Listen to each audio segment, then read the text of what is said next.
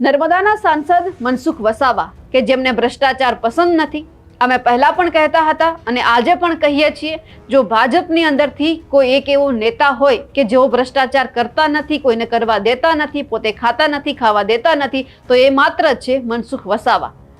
આપણે જોયું છે કે અવારનવાર ધારાસભ્ય અને સાંસદ બંનેને ગ્રાન્ટ મળે છે, પણ કોઈ એવો ધારાસભ્ય કે સાંસદ નહીં હોય કે જેમણે ગ્રાન્ટના પૈસા આપી દીધા અને એ પછી જોવા માટે જાય કે એમણે જે પૈસા આપ્યા છે એ સારી રીતે કામમાં તો આવ્યા છે ને, જે જગ્યા પર વાપરવાના છે ત્યાં સરખી રીતે વપરાયા તો છે ને। પરંતુ આ બધાની વચ્ચે મનસુખ વસાવા એકમાત્ર વ્યક્તિ એવા છે કે જેને ખબર છે કે એ પોતાની ગ્રાન્ટ ક્યાં આપે છે, કઈ રીતે કામમાં વપરાય છે, ભ્રષ્ટાચાર થાય છે તો અધિકારીઓનો ઉધડો પણ લે છે। અને આવું જ ફરી એક વખત બન્યું છે નેત્રંગમાં કે જ્યાં પોતાની જે ગ્રાન્ટ વાપરવાની હોય છે અને એમને ખબર પડે છે કે કામ અહીંયા હલકી ગુણવત્તાનું થાય છે તો રોકાવી પણ દેવામાં આવે છે।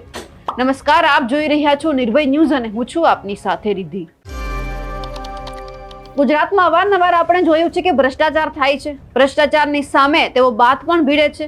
મનસુખ વસાવાએ અવારનવાર અધિકારીઓને ટોક્યા છે, ખખડાવ્યા છે, જાહેરમાં ગાળો પણ બોલી છે જો કામ નથી થતું તો। હવે આ તમામ બાબતે ફરી એક વખત પોતાનો જે આકરી મિજાજ છે એ મનસુખ વસાવાએ બતાવ્યો છે।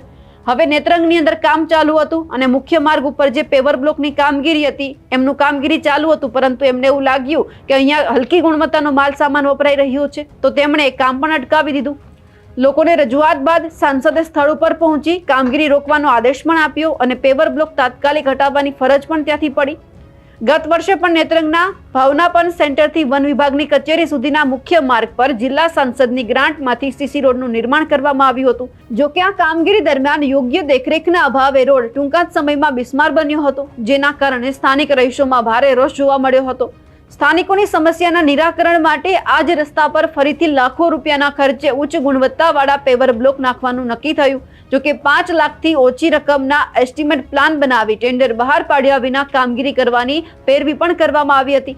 આ પ્રક્રિયામાં હલકી કક્ષાના પેવર બ્લોકનો ઉપયોગ થવાની આશંકા સેવાઈ રહી હતી। નગરજનોએ આ અંગે ભરૂચ જિલ્લા સાંસદ મનસુખ વસાવાને રજૂઆત કરી।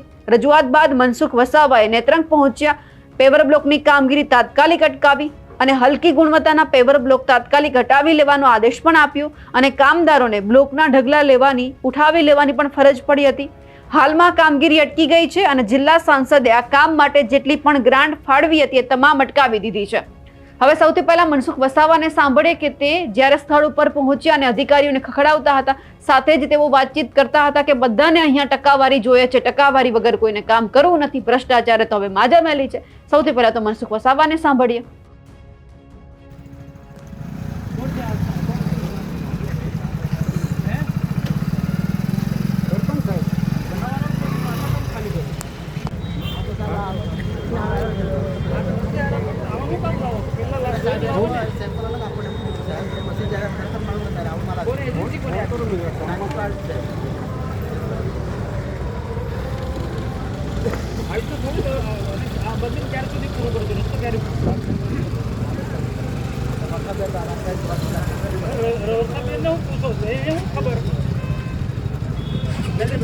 તમે નોટિસ આપો, વર્ષાબેન નું કામ દગલગીરી કરવાની, એને ટકાવારી જોઈએ છે, બધાને ટકાવારીમાં બધું હેરાન થાય લોકો। ભાઈ રાયસિંહભાઈ, તમે ધમકાવો એમને, બીને ધમકાવવાનો, તમે જો તમારે આ તો બદલી કરીને જતા રહો, તમારા તો ધંધામાં ખાતું હોય તમારી બી જવાબદારી છે। વ્યવસ્થિત રીતના ચાલુ કરો, કોઈને કોઈ ટકાવારી નહીં મળે, એસ્ટિમેટ પ્રમાણે રસ્તો સારો જ હોય। ફરી કામ ચાલુ કરવાનું હોય ને, ચેરમેનને કહો તો મને કહો, અમે આવીશું, હું ના હું તો આ લોકો આવશે। 15-20 દિવસની અંદર કામ પૂરું થવું જોઈએ। લોકો કેટલા દુઃખી થાય તમને ખબર છે?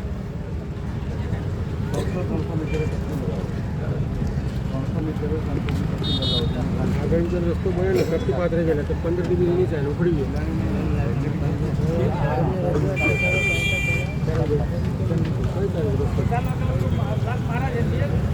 જિલ્લા પંચાયત તમે બોલો ને, તમે પૈસા આપ્યા જિલ્લા પંચાયત બાંધકામ, મારી ગ્રાન્ટ છે, બીજી જિલ્લા પંચાયત તમે બોલો ને મેં આટલી આપી છે,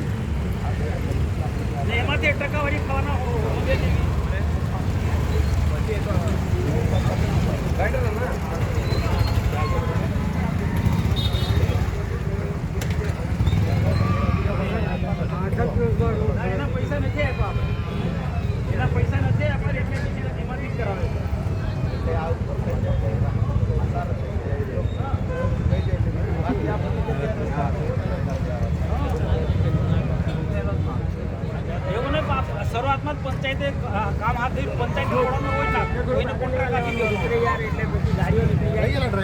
આ ટ્રેક્ટરનો ડ્રાઈવર કોણ છે?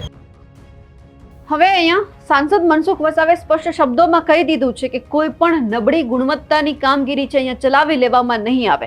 આ સાથે જ કોઈ પણ બેદરકારી પણ ચલાવી લેવામાં નહીં આવે. તપાસ બાદ જ આગળની કામગીરી હવે શરૂ કરવામાં આવશે.